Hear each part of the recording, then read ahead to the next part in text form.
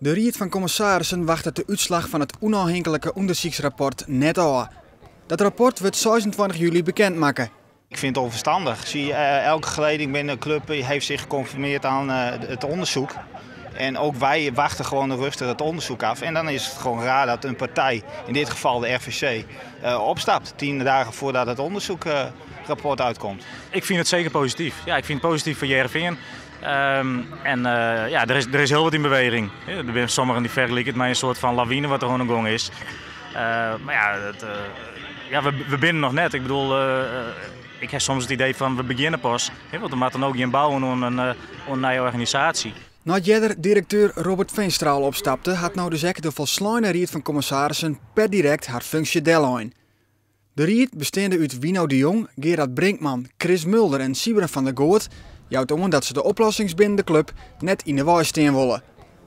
De leiding van Sportclub JRVN wil ont 26 juli geen commentaar aan op het opstappen van de commissarissen. Ja, we gaan destijds wel duidelijk zijn van we willen dat de RVC en dat de directie hier opstapt. Ja, en dat klinkt stom, maar dat doel hebben we haast bereikt. Daar komt er wel op del. Sportclub JRVN is intussen druk dwaande, maar de tarriedings op het nieuwe seizoen. De selectie van trainer Marco van Basten speelde justerjoen in de kniepen een oefenwedstrijd in het Belgische Leuven. Van Basten had hem net botwaande met het opstappen van de Raad van Commissarissen.